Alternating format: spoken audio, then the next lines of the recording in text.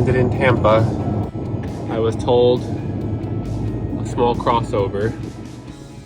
This is not a small crossover. This was our first time flying with a bike, and we decided to do it on a red-eye flight, which was pretty crazy. We got our rental car, drove 2 more hours into Sebring, and then just went right to work, building the bike, getting it out on course, and literally in like 12 hours of travel and time we were on the course testing the bike out.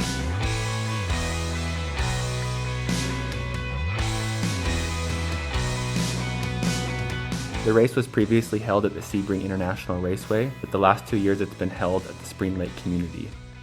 This was the first year that you could do the small 3.67 loop over and over again for the whole 24 hours.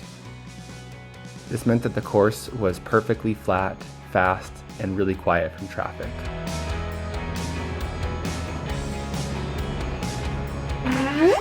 Hey, it's Larry. This guy is responsible for the revitalization of Bike Sebring after the 2023 break. He was out doing his own 6-hour effort the day before, and it was fun to see him a few times.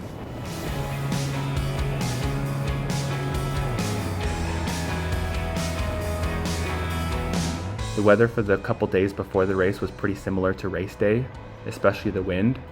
At home, we have all these canyons where the wind comes through and the gusts can get pretty intense from like no wind to all wind. There in Florida, it was pretty steady, and so it was very manageable in the TT bars. And being able to test that out and also test the heat a couple days beforehand let me know where I was at in my own ability. In order to reduce slowing down or stopping, I needed a good support area away from the busyness of all the other crews so that I could quickly get to my crew and get out. This worked perfectly on race day as there were quite a few people right near the finish line, but my support crew being far enough away allowed me to have my handoffs happen very smoothly. Bailey helped me mix 2 different bottles of Formula 369, one that I called a meal bottle with their recovery booster mix, and another called a sugar bottle with their endurance fuel mix. These different drinks have been tested time and time again at home. I've really enjoyed Formula 369, I've had no stomach issues, and they've been key in helping me overcome my limits and push myself to do more and more.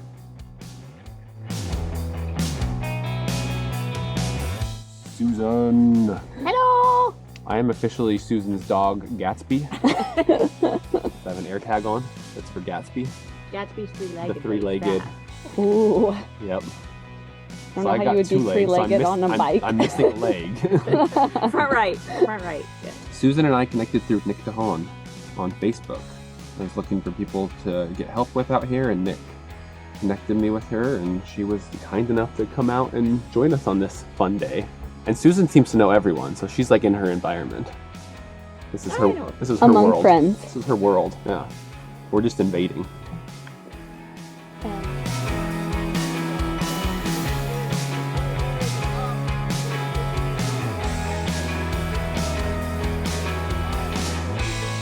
The work to push through your own limits and to break records is done in the months and years before the event.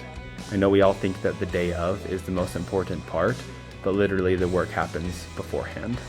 Being sick 12 days before a race can cause a lot of anxiety and stress, but I had to trust in the process that whatever happens, I can just do my best on the race day and break through my own personal limits. And if that's good enough for records, that's great. If it's good enough for a win, that's great. Whatever I can do.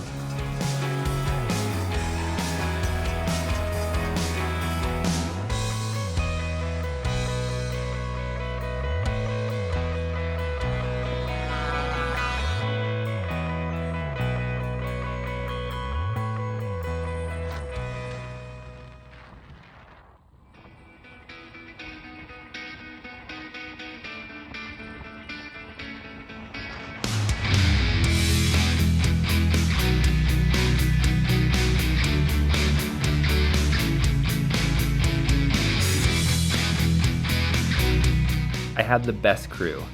I literally went around this circle 156 times, and I'm pretty sure they cheered for me every single time. And I'm not talking one of them, they all cheered for me. Tambourines, yelling, screaming. They got water out and poured it on riders as they came by. We got so many messages after the race that our crew was so helpful in encouraging others and pushing them on.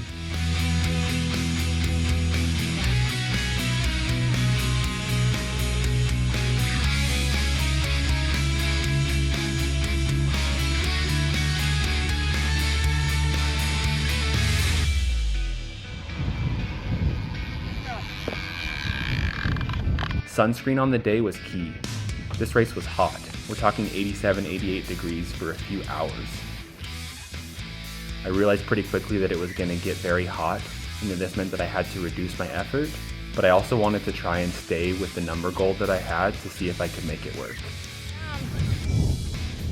Ice bags come. How's it going, Matthew? Good. You look marvelous, Joe. You are crushing it.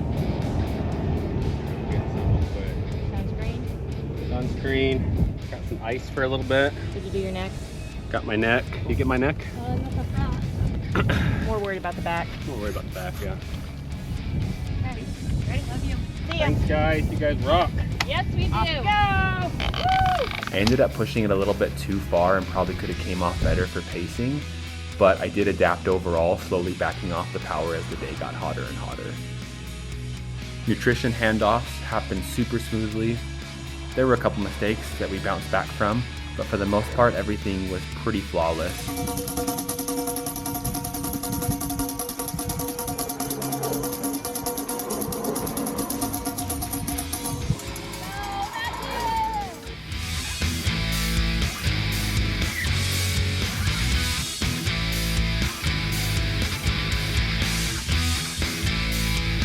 Throughout the day, I kept the power up and was burning 950 calories while consuming 800 calories. This was 165 grams of carbs, and it meant that I had all the fuel that I needed during the day.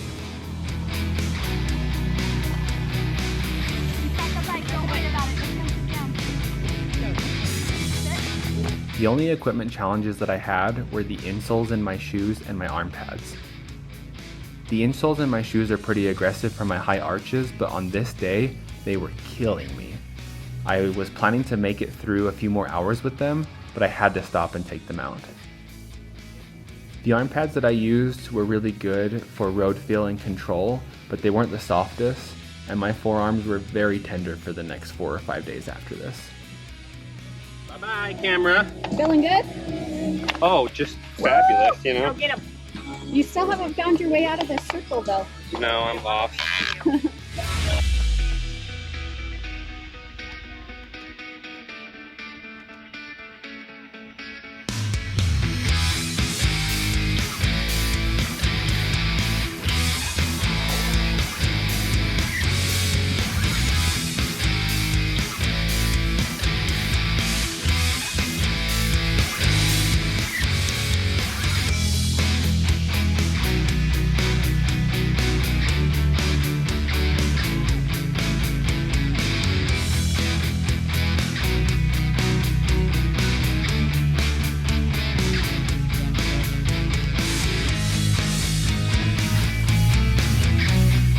We're in the night phase. It's cooled down finally. Watts are back up. I feel a ton better. We are, 327.36 miles in. 13 hours, 11 minutes. Average speed is 24.8. No idea if you can see me, probably little bits. Heart rate's way down. I'm like 10, 15 watts more and 10 beats per minute lower. That sun sucked it out of me. It just came down enough to survive it. Drank extra water. Tried not to take too much. Took extra salt tabs every hour.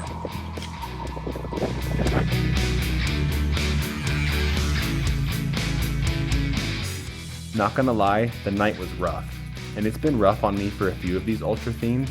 It's definitely a limit that I still have to push through, and I'm not sure if it's because of the effort during the day being too hard on a couple of these events I've done, but I have a long way to learn about how to make the night better. 15 hours in, about 3 hours of darkness, I started to seriously question my ability to finish.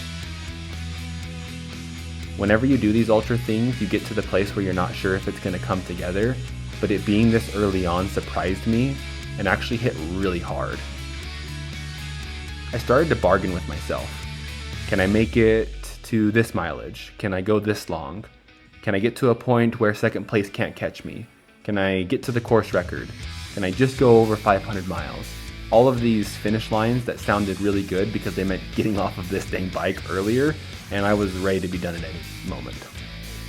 As I contemplated all of these, there was a very strong voice inside of my head that knew everything would be fine and that I could get through it, that I had trained for this, that this is what I had worked for, that I broke through these limits already. So I had to find a way to be more light and more positive about it moving forward. I was no longer as focused as I once was. I was no longer as happy as I once was, and I got pretty cranky with my crew. Being asked by my crew how I was doing stuck in my head for one whole lap, and I had to fight through this battle of, no, I am okay. And I started to realize that I needed some positive feedback from them. I needed them to tell me I was okay, not ask if I was doing okay. Your mind is so powerful. Your mind, your will are the things that help you break your limits. At one point I had realized that I could make 560 miles pretty easily. This is where the part of my mind and my will really kicked in and said, we're not going for pretty easily. We're here to break through everything that you can. You're here to leave everything out. You put months of work into this. You put so many hard days into this and broke through so many barriers. It's time to get down and grind.